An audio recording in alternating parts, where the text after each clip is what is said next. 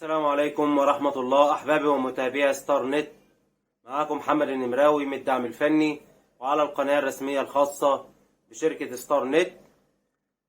النهاردة الفيديو بتاعنا عن التحديث الجديد الخاص بستار نت الكاريوكي. النهاردة التحديث نزل على الأونلاين برقم 290. طبعا التحديث نزل بمميزات وبإضافات كتيرة للجهاز هنتكلم فيها النهاردة إن شاء الله بالتفصيل، ولكن بعد الفاصل.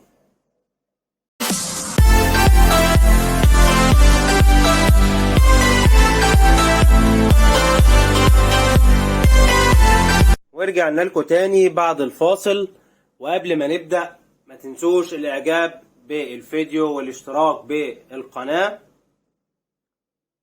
النهارده زي ما قلنا نزل تحديث الجديد لستار نت الكاريوكي، تحديث برقم 290. طبعا نزل على الاونلاين ونزل لكم ملفات القنوات الجديده عربي انجليزي. طيب هنبدا خطوه خطوه. هنبدا اول حاجه ان احنا نحدث الجهاز بتاعنا ونعرف التحديث ازاي ان كان اونلاين او عن طريق الفلاشه، وبعد كده هنذكر اضافات السوفت الجديد. طيب عشان استفيد بالسوفت كويس جدا واخد مميزاته كاملة، اول خطوة بعملها قبل التحديث وهي ضبط المصنع. خطوة ضبط المصنع دي مهمة جدا. بضغط على الاعدادات وبنزل على اعادة ضبط المصنع، بدخل على الكل، هيقول لي سوف تفقد، اقول له نعم، وكده يبقى انا عملت ضبط المصنع كويس جدا. طيب بعد ما اعمل ضبط المصنع بفتح الجهاز، اتاكد من الانترنت شغال تمام، بدخل على سيستم ابديت، هيظهر لي القائمه دي، بنزل على تحديث الشبكه دي اللي انا محتاجها، اللي هي تحديث الشبكه. هنتظر، هيظهر لي الثلاث حاجات دول. دي الملفات الجديده. اول حاجه ملف عربي للجهاز، تاني حاجة ملف انجليزي للجهاز، تالت حاجة وهو السوفت. ده اللي انا محتاجه. طيب طب هعمل ايه؟ مجرد ما اضغط اوكي هينزل لي، هيبدأ يعد معايا وهينزل السوفت الجديد. تمام جدا. بعد ما نزلنا السوفت هنتجه، وقبل ما ننزل ملف القنوات هنروح نعمل ضبط مصنع للجهاز. وبعد ضبط المصنع يبقى ضبط المصنع قبل السوفت بعد السوفت، وزي ما انا كده عن طريق تحديث الشبكة، وهختار اي ملف من دول وانزله للجهاز. تمام جدا. طيب انا عايز احدث عن طريق الفلاشة، مش عايز احدث عن طريق الاونلاين. هسيب لكم روابط ملف القنوات والسوفت في الوسط، تقدروا تحملوه وتنزلوه على فلاشة. طيب هنقدر ندخل على تحديث عن طريق الفلاشة زي ما انا واقف كده. طبعا انا مش حاطط فلاشة، مجرد ما تحط الفلاشة بتاعتك هيظهر لك محتويات الفلاشة، وهتختار السوفت وتضغط عليه اوكي، هينزل معاك السوفت. بعد ما نزلنا السوفت ضبط مصنع، وهتجه ل رقم 3 وهي تحديث القنوات. برضو عشان مش حاطط فلاشة، مجرد ما تحط الفلاشة هيظهر لك ملف القنوات، هتضغط عليه اوكي. خطوة مهمة جدا. بعد ما احدث وانزل ملف القنوات هتجه للدايزك بتاعي عن طريق تركيب واعدادات الهوائي زي ما انا واقف هنا كده. فهيجي لي القائمه دي. طبعا انا بختار، بنزل على الدايزك بتاعي زي ما انتم شايفين يا جماعه كده. لو انا عندي متحرك بختار لا شيء، بسيبها زي ما هي، بتجي لك كده لا شيء، هي بتجي لك كده لا شيء. طيب انا عندي دايزك 4 مخرج، ضروري جدا بقوم مختار اللي هي دايزك 1 دي، وبغير وبشوف انا الاقمار بتاعتي مظبطها على ايه، A B C D اللي هي 1 2 3 4. طب عندي دايزك 8 مخرج، بختار اللي هي دايزك 1 1، وبنزل بظبط الدايزكات بتاعي، هيظهر لي 16 وحدة، بختار منهم اللي انا عامله اللي هي 8 مخرج. بخطوة مهمة جدا، بعد تنزيل ملف القنوات بدخل على اعدادات الهوائي من تركيب وبظبط الدايزك بتاعي. لو انا عندي متحرك بسيبه كده، هو بيجي لك كده اصلا. تمام. طيب عملنا خطوة التحديث وظبطنا القنوات بتاعتنا، هنتجه بقى للإضافات. إيه هي بقى الإضافات الجديدة اللي نازلة لي على السوفت الجديد ده؟ أول إضافة معايا وهي الإشارة بتاعة القنوات. زي ما احنا شايفين كده يا جماعة، كانت الإشارة عندي 99 و99، طبعا دي إشارة وهمية، تم تعديل الإشارة في السوفت زي ما انتم شايفين. عطيانا هنا 88، عطيانا هنا 93. دي إشارة حقيقية. كلام جميل وكلام ممتاز جدا.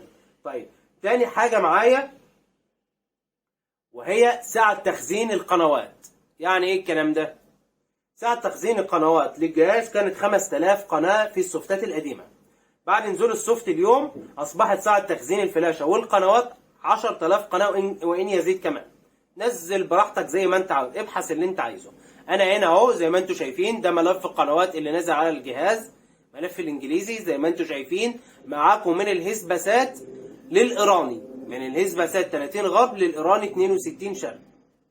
تمام يا جماعة؟ اللي عايز يعمل ملف قنوات على ايده يعمل. عشان كده انا قلت لكم ما تنزلوش اي ملفات قنوات تانية غير اللي موجودة على الاونلاين، لان لو نزلتوا اي ملفات قديمة مش هتقبل.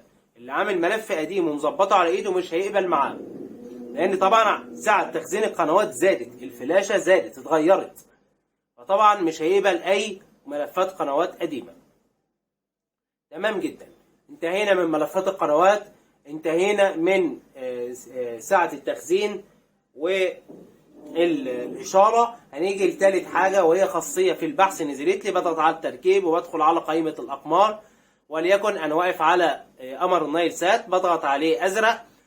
شايفين ظهر لي قائمة جديدة تحت كده اسمها سكان سيلكت، بيقول لي تي في زائد راديو. إيه الكلام ده؟ يعني بيقول لي أنت عايز تبحث في إيه؟ قنوات التي في والراديو مع بعض، ولا بسهم شمال يمين أو شمال هيغير لي، ولا تلفزيون ولا راديو؟ خدمة ممتازة وإضافة ممتازة جدا في خاصية البحث، هتريح ناس كتير جدا اللي كانوا بيشتكوا ان هو بيقولوا بننزل ملفات قنوات كتير احنا مش عايزينها، او قنوات راديو مش عايزينها. تقدر الوقت تختار اللي انت عاوز تنزله. تمام جدا. رابع حاجة معايا وهي إشارة أو شبكة الواي فاي. شبكة الواي فاي كان فيها بعض المشاكل، تم حل المشاكل دي تماما، شبكة الواي فاي تعمل بكفاءة تامة. طيب في ناس تقول لي بعد ما نزلت السوفت وعملت ضبط المصنع باجي ادخل شبكة الواي فاي مش بتقبل. طيب المشكلة هنا في اللي عامل الراوتر مخفي. يا جماعة اللي عامل الراوتر مخفي، اظهر الراوتر بتاعك، ظبط النت بتاعك على الريسيفر، استخدم الجهاز وليكن 5-6 ساعات، وبعد كده ابقى اخفي الراوتر تاني، هيشتغل الجهاز معاك تمام جدا. طيب حلو جدا. خامس حاجة معايا وهي الجو سات بلس. الجو سات بلس سيرفر عملاق ممتاز جدا. في الفترة الأخيرة وعلى الجهاز ده بالأخص ناس اشتكت إن الار تي بيتقطع، أموس يوتل 16 بعد قنوات الهوتبرد. يا جماعة المشاكل دي كانت من السوفت نفسه مش من السيرفر. السيرفر يعمل بكفاءة تامة، والدلالة على ذلك إن معظم الأجهزة التانية صن بلس والمحولة وغيره السيرفر يعمل بكفاءة تامة. طيب المشاكل اللي بتحصل زي ما قلنا في الفيديوهات القديمة او الفيديوهات اللي قبل كده، المشاكل بتبقى عن طريق دي ان اس الراوتر، ودي مهمة جدا، او عن طريق السوفتات. وهنا المشكلة اللي قابلتنا مش دي ان اس، المشكلة اللي كانت في جهاز الكاريوكي كان السوفت. تم حل المشاكل تماما، باقات الاي ار تي تعمل بكفاءة تامة بثبات رهيب، الاموس بثبات، يوتل 16 بثبات، هوتبرد باقة البورسات رائعة جدا، كله بثبات، وتم تجربة الشيرنج لفترة طويلة. تمام جدا. اخر حاجة معانا وهي الصوتيات بتاعة الجو سات بلس. بضغط ايديو تظهر لي الصوتيات. كان في مشاكل ان الناس دي تقول لي باجي اضغط على اي بي ايديو بيقول لي داونلودنج وما بيظهرش اي حاجة خالص. لا، السوفت ده حل المشكله دي تماما، ما عادش فيه كلام من ده خالص. مجرد ما بتقف هنا وبتضغط اوكي بتظهر لك الصوتيات الجو سات بلس، جو سات بريميوم 1 وبريميوم 1 بلس، مصدرين صوت. طيب بعض العملاء قال لك لا انا كان عندي بيظهر الصوتيات بس ما فيش صوت في القناه نفسها. لا الحمد لله تم التغلب على المشكله دي تماما. يبقى مشاكل الجوسات عامه ان كان شيرنج او صوتيات تم حلها تماما، والسوفت مجرب لفتره طويله. نقطه بسيطه عايز اقولها لكم عشان ما انساش، وهي صوتيات الفونكس. اللي كان بيفعل الفونكس ما كانش صوتيات بتظهر تماما. اليوم بعد السوفت الجديد مجرد ما تفعل الفونكس الصوتيات زي ما انتم شايفين يا جماعه، بين سبور بريميوم 1 بريميوم 2 3 وهكذا لحد رقم 6. ده كان فيديو عن الاضافات الجديده اللي نازله على السوفت وازاي تحدث السوفت بتاعك. دعمونا ان شاء الله، هننزل لكم فيديوهات كتير جدا، ونلقاكم على خير ان شاء الله، والسلام عليكم ورحمه الله.